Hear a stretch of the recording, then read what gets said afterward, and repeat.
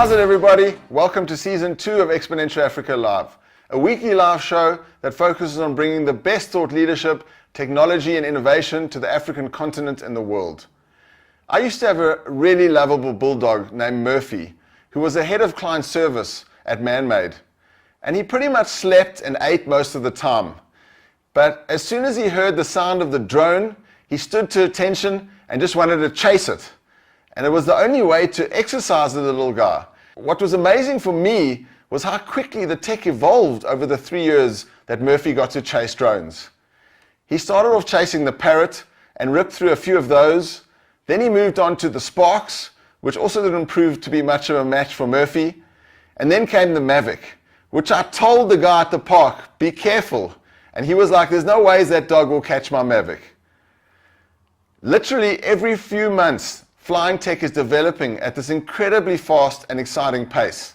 And then one day you read about this amazing flying man who's built a real-life jet suit, and you think, wow, just think of these possibilities and the new types of exploration we could do as humans if we could fly. And I'm so proud to say that tonight we'll be chatting to the inventor of the gravity jet suit, the real-life Iron Man, Richard Browning, about his amazing invention as well as his thoughts on the future of mobility. We are also fortunate to have Emmanuel Ezenwere, who's the founder of Arone Aerial Logistics from Nigeria and breaking ground in the drone industry in Nigeria, who'll be joining Richard on the panel. A very special thanks to our partners who this would not be possible without, our collaboration partner, the DBSA, our global partner, Deloitte, and our strategic partner, MTN. Thank you for your commitment and dedication to making a positive impact in South Africa and across Africa. Lastly, if you want to keep learning more about exponential technologies and thought leadership, make sure to subscribe to our YouTube page and click the bell to get notified when we go live. Thank you to everyone who's subscribed so far. We've had a couple of hundred extra subscriptions over the last couple of weeks, and it's been incredible. So make sure to like and subscribe to our YouTube page, click that bell, and register on the website to get more info and be eligible for giveaways. Keep sending us your ideas on future shows and the feedback on how we can get better. We really appreciate it. You can only get better at what you can measure, so keep feeding us your feedback on how we can improve. Thank you so much. Keep watching, subscribing, and engaging with us. Cool, let's fly. Mobility tech is starting to cruise with so much excitement in the roads and skies. Let's take a look at the latest tech news stories in mobility. Embraer X has hastened the development of flying cars. Uber is working with vehicle designers, manufacturers, infrastructure providers, and regulators to test vertical takeoff and landing, or known as eVTOL. Reports say that passengers will be given the option of an affordable shared flight as early as 2023. Airbus is also moving in on the eVTOL space. The new City Airbus eVTOL from Airbus is pretty impressive. Airbus has the vision to create a fleet of flying taxi aircrafts that can fly above traffic, and they're one step closer to that vision. eVTOL.com reported that the City Airbus was recently reviewed by government officials in Bavaria. Thank you for flying SpaceX could soon be what we hear the captain saying. SpaceX's Crew Dragon vehicle finally, after its 63-day mission, returned from the International Space Station. Yep, last week Sunday, NASA astronauts Bob Behnken and Doug Hurley made it safely back to Earth. SpaceX is the fourth entity in the world and the first commercial one to send humans to orbit and back. Cars with high EQ are incoming. Companies like Affectiva, Kerens, Xpera, and Iris have plans to partner with vehicle manufacturers to install AI systems that can read and interpret human emotions. Part of the argument for driver monitoring is the safety benefits like preemptive warning systems for tired and distracted drivers. Bell embraces virtual reality to design helicopters. Bell insiders have recently revealed how they use augmented and virtual reality, along with technologies used for computer gaming, to design their helicopters. This ensures that prototyping times are cut right down. Bell's designs include Nexus eVTOL urban air taxi model and the FX001 concept helicopter mock-up. Africa's first drone academy inspires tech for development revolution. The African Drone and Data Academy is spearheading the drive for homegrown solutions that address local challenges. Their 10-week program covers how to build and pilot drones, how to process and analyze data around diseases, navigating drones through rough terrains, delivering life-saving medical supplies, and protecting wildlife from poachers. On today's African Innovation Spotlight, we highlight a mentorship program for female-founded tech startups. The Future is Female Mentorship Program, founded by Claudine Moore, aims to grow African tech female companies. This program will give 12 women-led companies courses on the basics in PR and communications.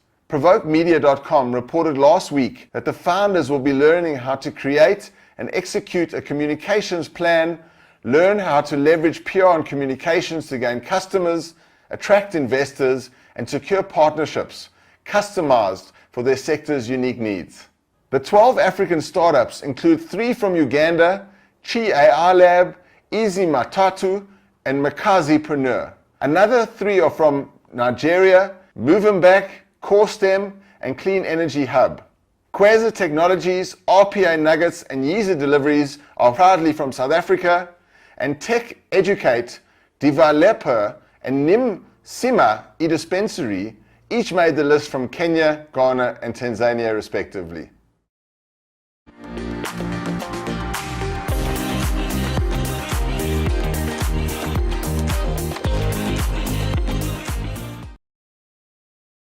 Time to move into the main part of tonight's show. Is human flight the future of mobility? To fly like an eagle soaring in the sky has always been a dream of visionaries and predictors of the future. From the Jetsons to the Hitchhiker's Guide to the Galaxy to Iron Man, we have predicted that human flight will be a reality in our future. Commercial flight revolutionized travel and mobility, and now with new advances in tech and human ingenuity, is fast becoming the next wave of mobility. The freedom of human flight gives us some sort of superhero feeling and is the ultimate desire. And tonight we have Richard Browning and Emmanuel Ezenwere. Let's start by welcoming Richard. Richard Browning is the founder and chief test pilot for Gravity Industries, which designs, builds and flies jet suits, pioneering a new era of human flight. The company was founded in March 2017 to challenge the perceived boundaries in human aviation and to inspire others to dare to ask what if. It now scales towards an international race series.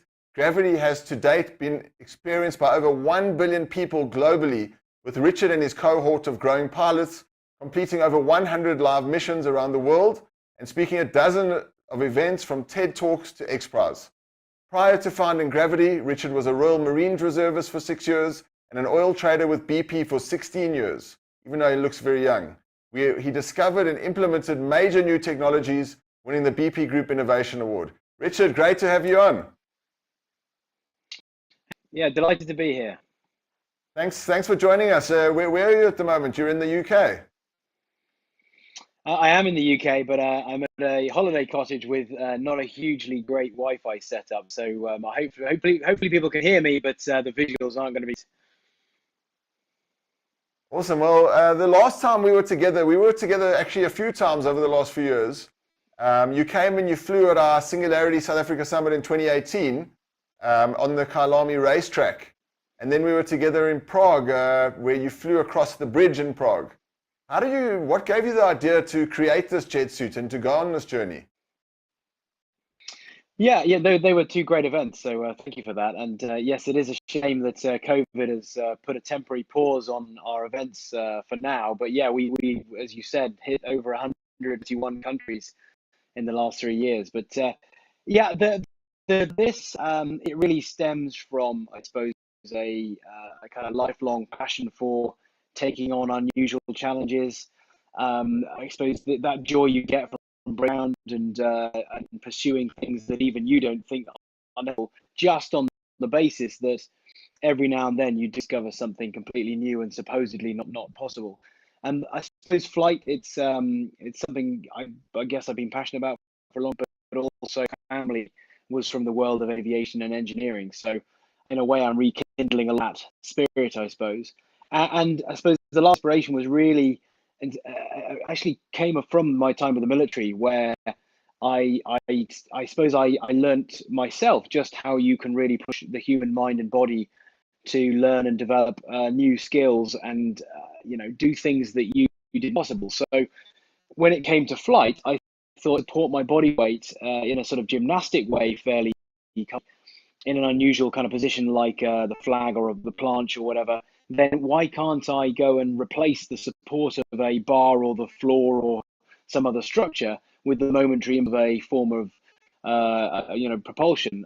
So like a gas turbine, where back in 2016 the journey started, and it was just one of those kind of joy-filled explorations, something digitally possible, that led to then finally achieving that first flight in the back end of 2016, and in this marvelous journey ever since, really, on exploring and developing. Some of the clips you just put up there were only from a couple of weeks ago with some of our latest wing development work, and in parallel to that, we've got a heavy lift version that lifts a lot more fuel than we've been lifting in the past, and it's extended the range significantly.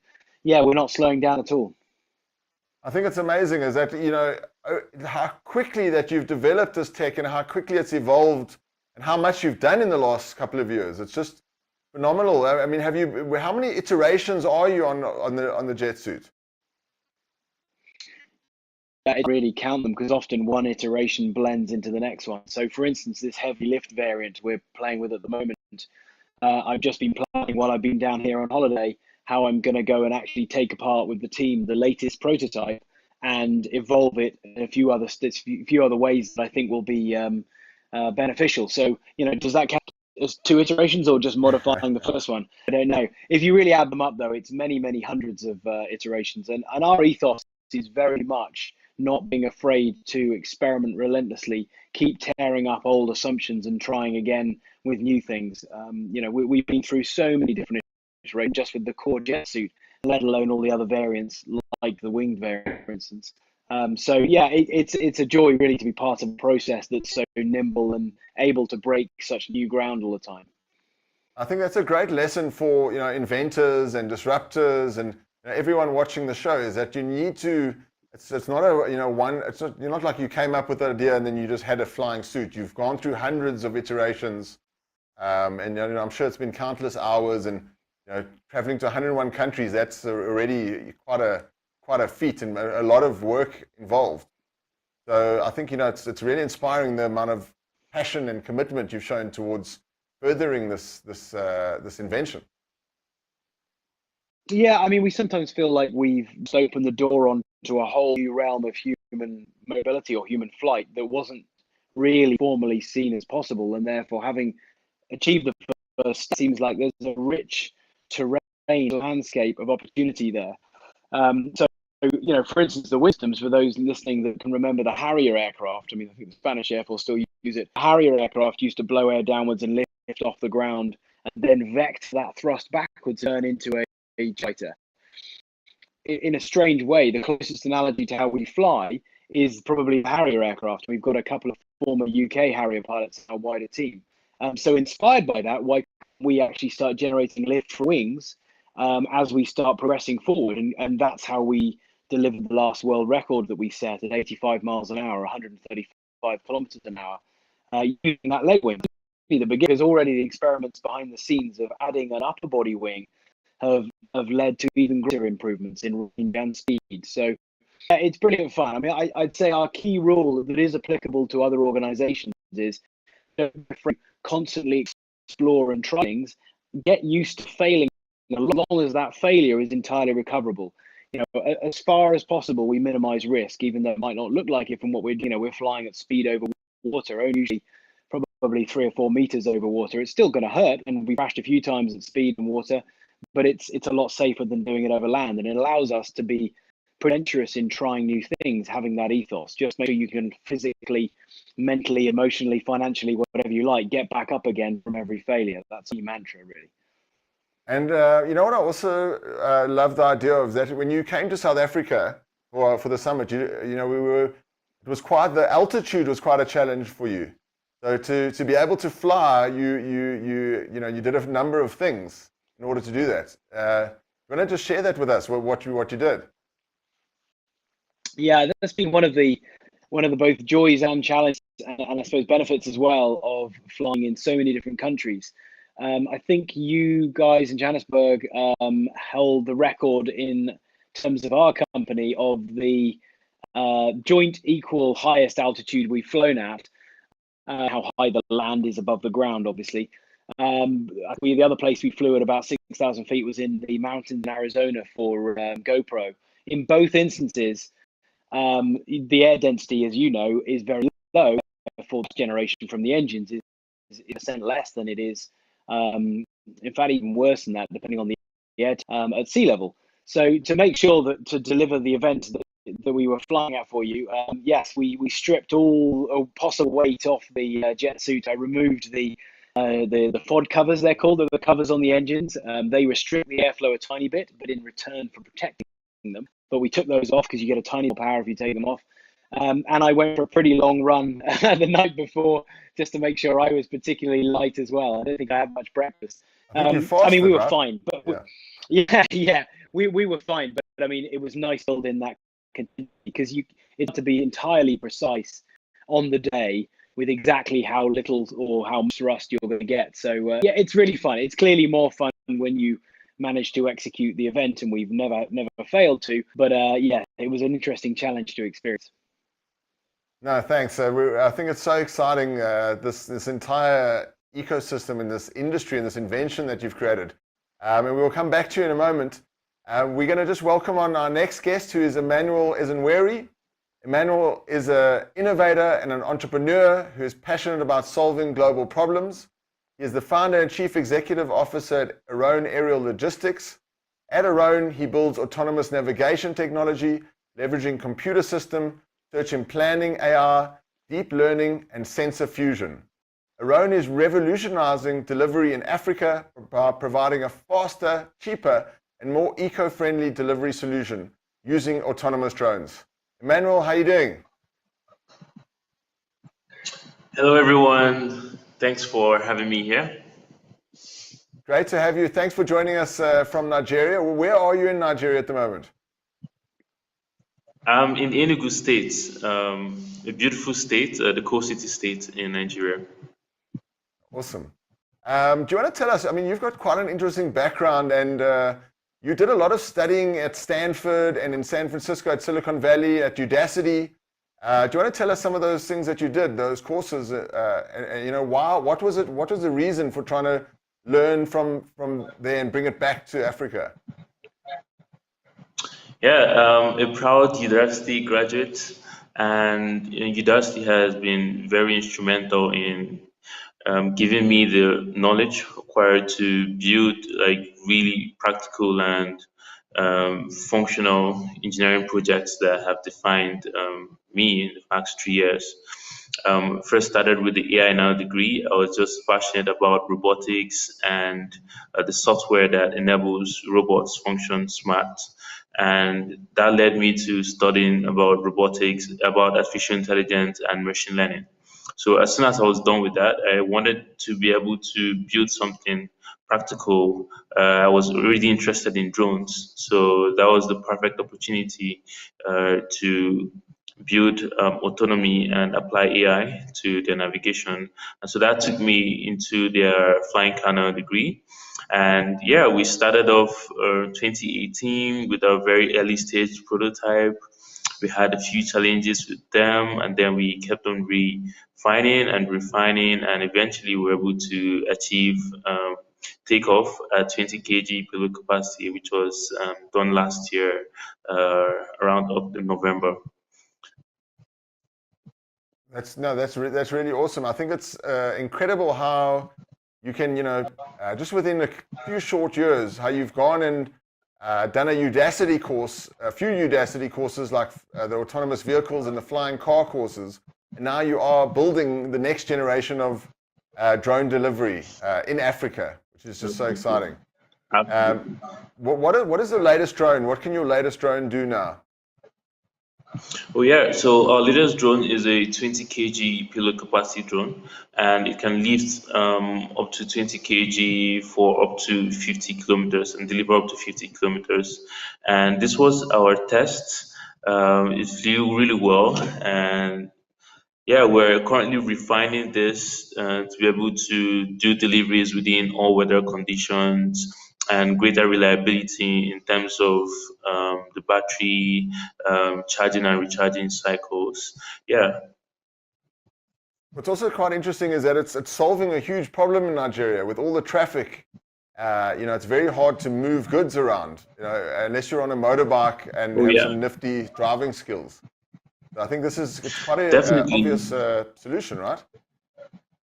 Yeah, yeah. So like a city like Lagos, one of the most popular cities in Nigeria, has over 20 million people in a very crowded space. So you have a huge traffic problem. So this is like an ideal scenario where drone deliveries would make absolute sense in being able to deliver whether it's vital items or even e-commerce products from the mainland to the island, yeah, which would take about 2 hours or even more depending on the traffic, which is very unpredictable, and bring that time to 15 to 30 minutes. So yeah, the idea for Iran came when I discovered that hospitals in rural areas they didn't have the storage capacities to store blood units, so they would have to order blood units from a far distant laboratory when patients need them. And this was very unreliable, unpredictable, and had led to a number of deaths from overbleeding. So we wanted to be able to deliver medical supplies, primarily blood units, faster from that lab, which is about 60 kilometers away to those rural hospitals.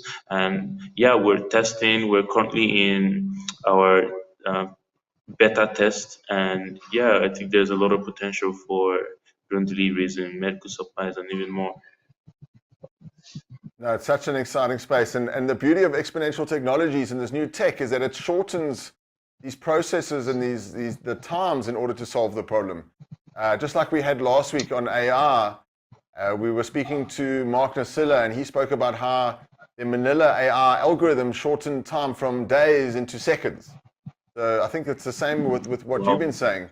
And let's jump into the main panel of this evening. We've got our two guests, and let's just go back to Richard, just talking about, I wonder, before we get into the future of mobility, just talking about the future of racing, what you've got planned for your race series, because that sounds very exciting. Yeah, so the vision, if you imagine the red race, for instance, where the very high performance planes setting times around a series of water pylons in a in a harbour area or a area of lake or river or whatever. That if you imagine a bunch of guys and girls who are actually racing 1,000 horsepower jet suits, that gives you some kind of idea of the vision here. We were all set to go to do the first race in Bermuda back in March just gone, but obviously you can imagine what happened with that. We were about 3 weeks away from getting on a plane with a team to go and deliver it. Now all of the plans are still there, and we are, constantly refining the formats behind the scenes, and it will happen. And actually, I kind of wonder if the COVID situation has almost made the environment even potentially better for us from the point of view of delivering this, because we're a very nimble, very easy to set activation that's also very friendly to a digital platform. So in a really environment where large mainstream audio sports are struggling somewhat, I think there might be some room to be able to actually make up lost time, probably in 2021, possibly even as late as 2022, given all the challenges though. But yeah, racing, I think it dawned on us that it's a wonderful arena to see the rapidity of the equipment and the technology and public familiarity with what we do. Every time we've done events around the world, the feedback has tended to be people wanting to see more pilots and see more speed, and frankly, more what looks like danger, and you can deliver that when you're over water because it looks dangerous and crazy, but actually the worst case scenario is you just splash down in the water and you float about and feel sorry for yourself. So that is the plan. That is going to be hopefully one of the main pinnacles of what we do. It just might be a little longer delayed than. No, because it's so interesting because there's obviously a lot of costs associated with the suit, and it's a great strategy to move into something that would be very exciting and break human ground and hugely engaging and develop the ecosystem further. Why do we need to look to the sky to think about the future of humans being, mobile and flying? Yeah, I mean, with reference to your piece here, I mean, I'll start by saying we didn't develop the jet suit with the idea of immediately revolutionizing human. We are genuinely aware of the challenge and the opportunity just to do something that hadn't been before. However, it has dawned on us as a team that motor cars were considered noisy, smelly, and frankly a joke compared to a horse, which was the best technology at the time. Now, it takes too much of a leap to imagine actually as technology, particularly battery technology, evolves. We built an electric version of this. It just needs better energy storage. It doesn't take too much of a leap. There being an increasingly mainstream role for individual human mobility, and certainly flight seems to be an area. Human flight seems to be an area that is just relentlessly inspiring to people. I think ever since anybody was a kid, and looking at what it can do, I think it's quite hard to not be inspired and dream the same freedom. That again is certainly the feedback we seem to constantly absorb events around the world. So like you see on this is mixing my examples up here now, but a bit like you see ludicrous things walking down the catwalk at a fashion show. You never see those things actually make it to the high street, but actually the extreme version of what later informs trends and ideas and themes. So, I'd say at the minimum, we've stimulated people's imaginations about what's possible and what might be a really interesting way of moving humans around. But for now, racing, events, training clients, some of our military and search and rescue work, that is more than keeping us busy. I'm sure. And Emmanuel, what are your thoughts around this? Around, why would we need to take to the skies for humans and for transport of goods? Well, because it's very practical. You have a lot more degrees of motion in flying. You can go up and down besides just moving in a two-dimensional surface. So I think you're able to move above the traffic, and which can be immensely useful in doing certain things, going from point A to B or delivering items from point A to B. You're able to achieve greater speed than you would on road. So that still ties into being able to get from point A to B faster than you would on road. I do think there are some issues that need to be solved for human-powered flight to kick off like it should, tying into power and reliability still ties into power and the autonomy behind in navigating these aircrafts. So I think when these issues are addressed, it's going to kick off really well. Awesome, thanks. I think we're going to start moving over to a few questions. We're getting a lot of questions in the chat, and then we will keep those questions coming. Let's start off with our first question here from Dan McKayley, who's actually asking, what is the envisioned price point for the suit? Currently, what is it, Richard, and what is your envisioned price point for the suit? I think Daniel wants to buy one. Yeah, so our main aim has not been to sell them, but we have had our arms twisted a couple of times and sold. And the price of both of them in both cases, $40,000. How much? Sorry, yeah. How much was that? Oh, sorry, $440,000 US dollars. Now, our in this, whether we're selling them or just giving somebody we insist that they come to one of our, either in LA or in the UK, and learn to fly one of the other. You can learn very quickly. We actually just had, only a couple of weeks ago, Bear Grylls and his boys come and learn, and they both managed to do it in a morning. It's a bit like watching a child learn to ride a bike. It is a very strange process where your brain just clicks, and after a few minutes, even as quick as that, you just feel it, and the balance just absorbs and you're off. So irrespective of whether you want to buy one or not, we thoroughly recommend that people come and learn with us. No, awesome, and I think, sorry, you were breaking up a little bit. You can learn in LA and in the UK, you said. Yes, those are locations where we have flight training centres. We've just set up a new one in Goodwood in the UK, actually, as well. Awesome. No, thanks for that. We've got another question here from, let me just see, from Shalendri Hurry, and this is for you, Emmanuel. He's asking, flying clearly solves a traffic congestion problem in dense environments. However, the legislation CA does not seem to have kept up.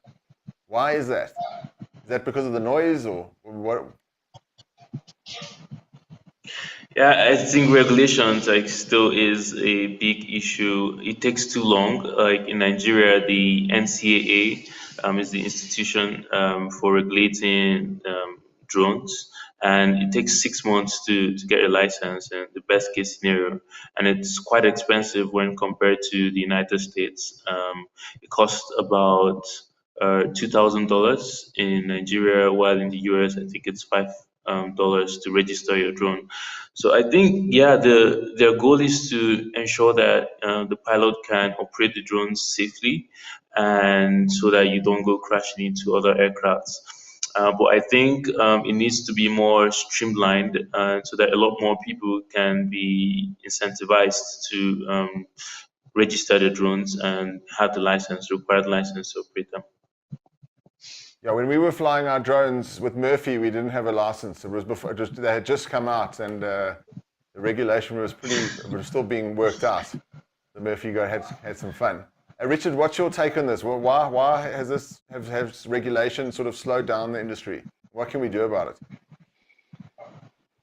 it? Yeah, we've had a great story as far as regulation is concerned. Actually, we've got very good relationships with the US FAA, the CAA in the UK, and even the Aviation Authority in the UK.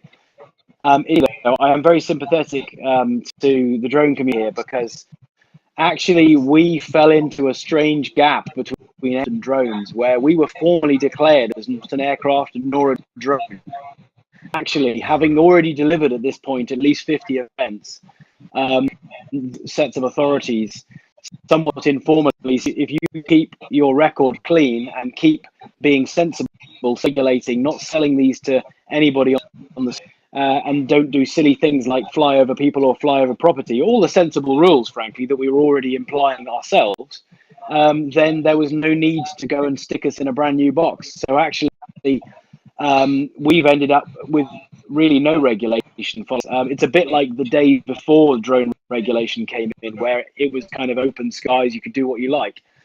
We'll have the luxury for hopefully quite some time that will stay the case, because we're only a small and extreme kind of form of flying, and we don't pose any risk to people or property or other aircraft. But as I say, I'm very, very for the drone community, where unfortunately it's been so successful, the drone as a creation, that there is examples of where they have caused problems with other aircraft, or risk of falling on people. So unsurprisingly, the authorities have to be very conservative in managing the risk of this to the public. So this is where I think Africa's got a big opportunity, though, because I think establishing safe corridors where you can take advantage of the greater open spaces, and for specialist and niche and important products and things, I think you've got a big advantage, certainly compared to the UK, where it's such a densely populated place. It's very hard to find corridors that would avoid flying over people. So it's going to be one of these things.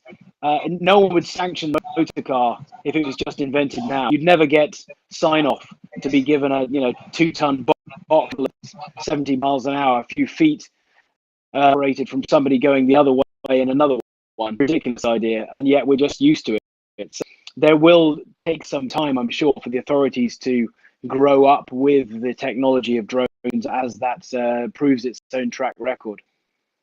No, thanks for sharing that story. I think it's so interesting how you were too quick for the regulation and for anyone to sort of classify you, so you were unclassified, and which gave you a bit of free reign to really design and develop it in your own way, which is totally inspiring. Well, ironically, and it is a bit ridiculous, but that gave us a window to build our own track record, prove that we were safe. Otherwise, there's a risk you're in this impossible loop where you're not allowed to go and prove that you can be safe. Yeah, and there's another example with there's molecular whiskey that's been created, but you can't actually bring it into South Africa because it's unspecified. It hasn't been classified. So that is in like that loop, like you're talking about. But it's amazing that where you've got into with the regulation. Let's go to some more questions here. We've got a couple coming through from few people. Let's see who we're going to ask. We have a question here from Shalendri. Wonder if this tech could cross into augmenting bicycles, skateboards, and motorcycles. What are your thoughts on that? Well, if that means what happens if you do all those things, wear a jet suit, then in most cases we've done that. I mean that leads me to plug our Instagram. If you look for Take on Gravity, Take on Gravity, you can see most of this happening. I've had various members of my team skateboard, fly off the back of motorbikes, fly and land on cars and other aircraft or other vehicles. So yes, if you want to add a bunch of horsepower to any of those activities, we can do that. It's a particularly noisy, aggressive way of doing it, but yes, you can do it. And let's move a bit on to some of the drone technology. Emmanuel, what are you seeing at the moment? What's exciting you in the drone space, in the various industries or the ecosystem? Having more aerodynamic designs, eVTOL tilt rotor aircrafts seem to be very promising. So being able to take advantage of the wings of the aircraft as well as rotors and the flexibility of rotors, it gives a lot more degrees of motion and energy efficiency to the drone. Also, having drones that have good understanding of their surrounding, whether using lidars or radars or even computer vision, brings a lot more reliability to the aircraft. And when you pair this with manned navigation, then you're significantly boosting the safety of the manned air taxi. So in two short words, autonomy and tilt rotor eVTOL aircrafts. Awesome. You know what's really cool for me now is you can put on the headset and you're actually flying using a VR headset, so it feels like you're up in the air when you're flying a drone. You actually get the sense it's almost like you're Richard with your eyes, Richard, what are you seeing in the drone tech space? I would agree with Emmanuel there. I think I've already mentioned that one of the things we're doing is this transition to aerodynamic lift using wings because of the efficient. I think the same definitely applies, as Emmanuel said. I think there's a lot of potential in transitioning drone flight into more of a fixed wing aerodynamic aircraft type, and then transitioning back to hover and then land. So a bit like I suppose a bit like the Osprey as aircraft, for people who know that aircraft. I think that's really help address the traditional range and speed challenges that you have a kind of quad arrangement of rotors with a traditional drone. So I think that's thing. And then the same thing that most industries are interested in, and that's going to be energy density. Like I mentioned, the more the more energy you can squeeze into a given volume and a given mass, the better. Lithium batteries are still about 50 times less than gasoline or diesel from an energy to weight point of view. So as new breakthroughs come there, I think that'll make a big difference. Awesome. We've got a question here from Tipokazi Luzipo, who's asking, is there a form of air license required? What do you need to do to be a drone pilot, or to, fly like you, Richard? We know we need to come to learn at your academy first. But, do you need to get some sort of license in Nigeria, Emmanuel? Yeah, you do. So you need to register with the NCAA for Nigeria, and I believe there's an equivalent in every country. So the Civil Aviation Authority of your country, and you register with them, and there you demonstrate that you're able to fly your drone safely. So you probably have to train elsewhere, and then you go there to demonstrate that you can operate your drone safely, and that's part of the process of getting the license. So it should vary depending on your country. What's the regulations in the UK, Richard? Do you know? It must be much more strict, I'm sure. Yeah, it did change only in the last year or so, and it got more strict again because of the safety concerns. You have to now go and register online, especially if you're going to take any money. In other words, you're going to be a professional drone pilot and you're going to do it as a paid for business. Then you have to get a license and you have to abide by a bunch of rules. You have to label put a registration number on your drone and abide by a whole bunch of different legislations. I forget exactly where there is a barrier, which if it's just a kind of toy drone and you're not doing it as a business and you keep below a certain height and you go out of line of sight, I think it's a lot more relaxed. But so the bigger, more serious filming drones and things like that we often use, then you have to essentially treat it as a profession. Awesome. And we got quite a nice question here from Crimson ZA. He's asking, the helmet of the suit offers AR. Are there plans for integrating AR at some point? Really getting to that Iron Man level? Richard, are you going to have some AR machine in your headset? Yes. We have got that. So you've got an augmented reality kind of heads-up display system in certain of the suits we use. We display engine and fuel data there, and it's sort of it does look a little bit like a sort of jet fighter or an Iron Man kind of helmet. It's a very neat way of seeing information because you're quite busy when you're flying. Your brain's wondering where to go and how you're going to land and keeping an eye on the wind direction and stuff. And it's really quite nice to have that information portrayed in front of you. I will say though that almost every week that goes by, there is a new company that will come up with the latest and best augmented reality system. So it's a technology that's accelerating rapidly.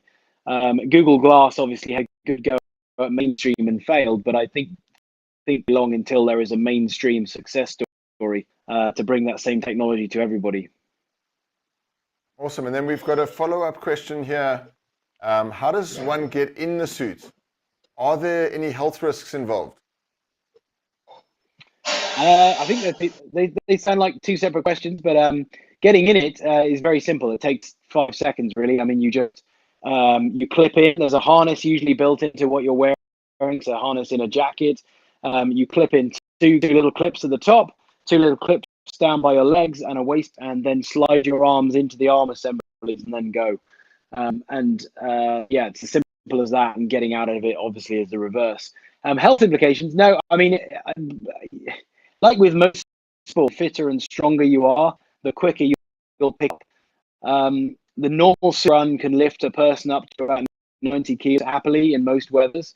It's the air temperature and obviously the altitude that makes a big difference. And we've just built a really heavy lift version that's another 50 kilos on top of that. So there's very few people that can't lift. But yeah, to learn it, it's helpful if you've got some degree of sporting background. But as I say, just like with anything, really, if you're going to try and learn water with no background, if you've done some sort of decent bunch of sports beforehand, you'll probably pick it up quicker. But other than that, no, it's a pretty discriminatory way of going and picking up a new thing. It's not that difficult.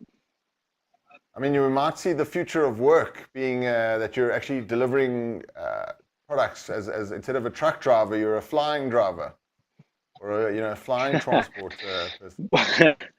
When Emmanuel's got probably the lead on that. We're not going to be. This is not a practical way of transporting heavy goods around. We were fun my heavy lift version that we built recently. I haven't shown this clip anywhere because it's kind of silly, but to show how powerful it is, I actually hovered over something. One of my team on a big, heavy kind of fuel container full of water, and I was able to lift it like a Chinook helicopter and fly it around. But it's kind of silly. It's not a practical way of carrying things around. And I mean, Emmanuel, who are some of the leaders in this space? We had a few of them in the news there, but who's leading the way in this transport autonomous drone field? What are some of the companies, and what are they?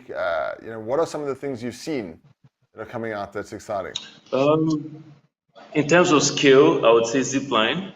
In terms of engineering, I would say Wingcopter. So they have a beautiful design, same tilt rotor mechanism, and with a wing, so it's super energy efficient. And yeah, so Zipline, Wingcopter, and Arone. Yeah, we have a tilt rotor design as well.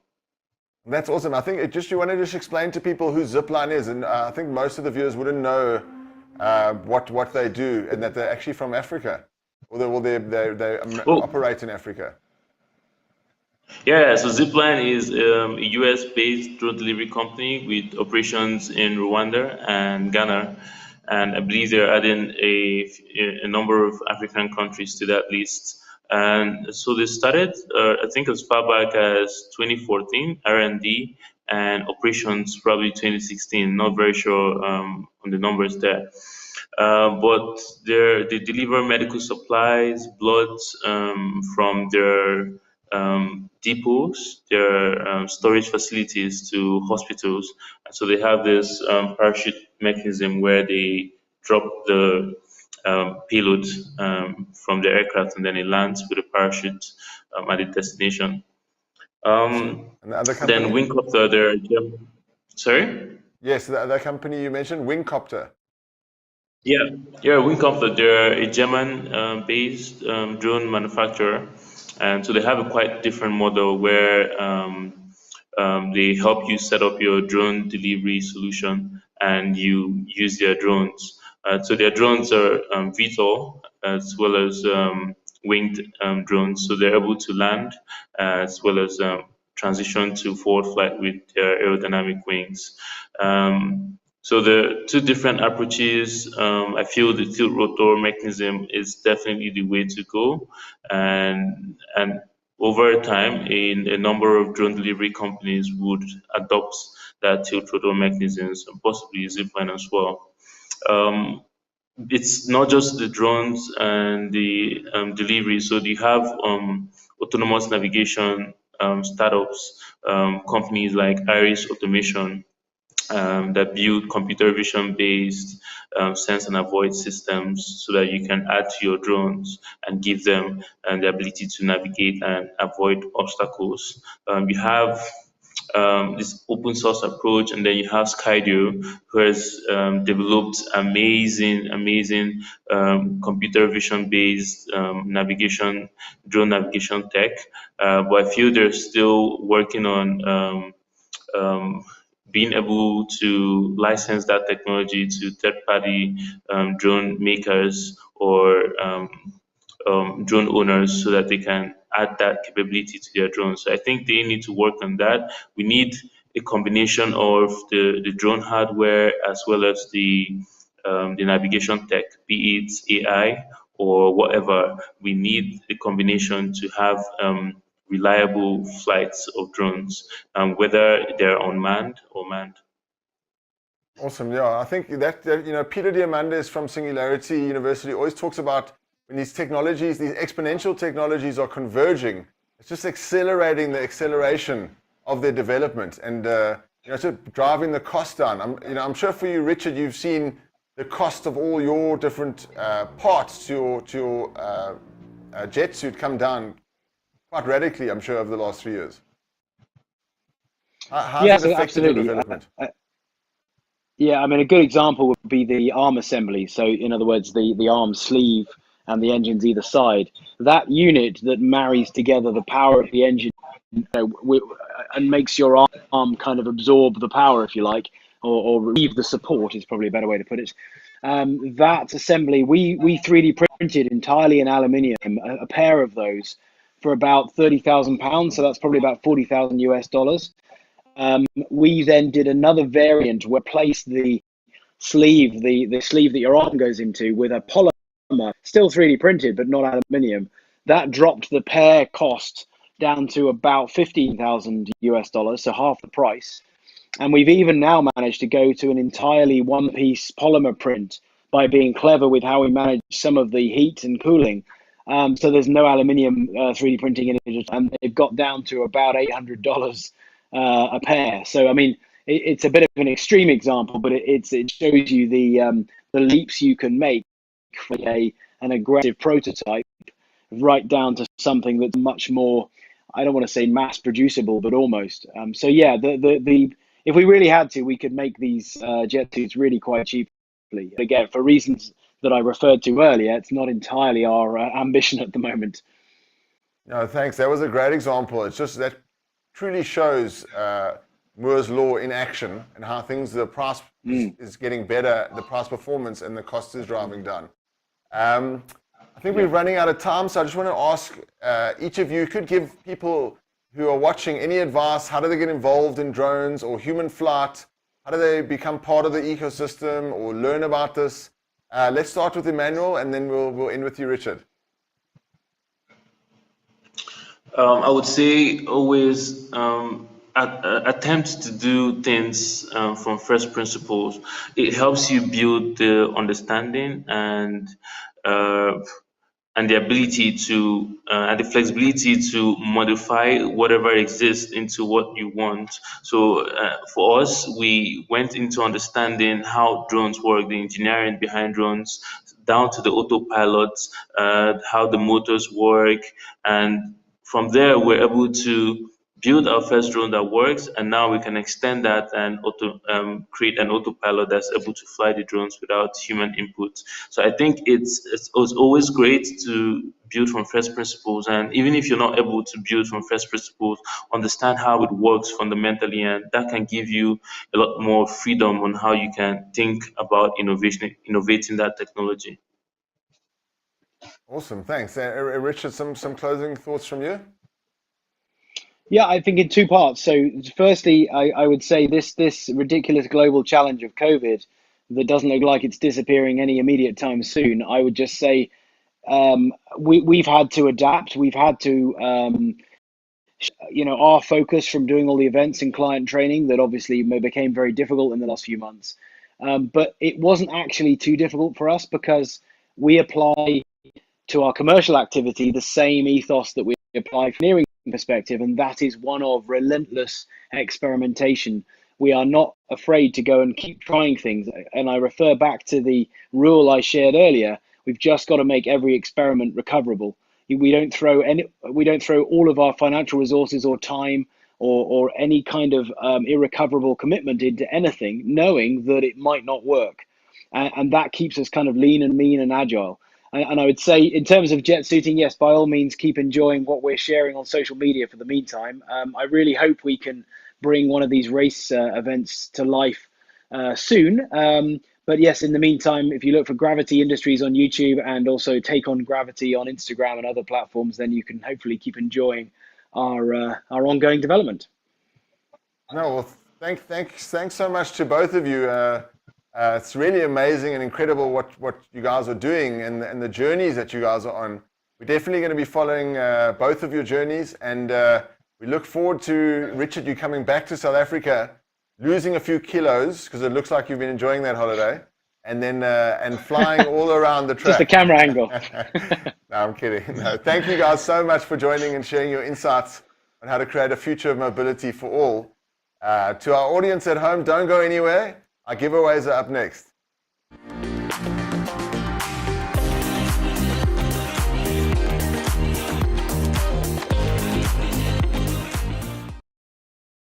Tonight we're going to be giving away 3 awesome drones that you can use to inspire your kids to get into the industry. These drone toys will really give your kids a nice way of learning how to fly before you get into one of the bigger drones and need to get registered for that license. It's time for our Share the Tech Love giveaway now, and let's draw our winners. Perrin, can you spin the randomizer, please? And our winners are Nicola Packham, Malcolm Maliti, and Mafundo Makwabe. Well done to you guys. You have just won the drone that we'll send to you. I hope that you've been inspired to think about the future of mobility a little bit differently and are more inclined to embrace this technology, to use it in your own business or to solve some type of problem that you are having in your own lives. We have got an incredible episode coming up next week for our show, where we will be discussing the future of the big data explosion and the Internet of Things. And we will be having Wolfgang Fengler, who is the chief economist from the World Bank, on finance, competitiveness, and innovation, as well as Hatizwe Malinga, who is the MD of SquidNet and SUSE faculty. You can go to our website to start registering for the big data explosion and the Internet of Things, to put in your calendar and get informed about all the updates and stand a chance to win in the Share the Tech Love giveaway next week. We will be announcing a special prize in season 2. It's time for our last segment of the evening. We're going to give you a very cool mobility tech hack.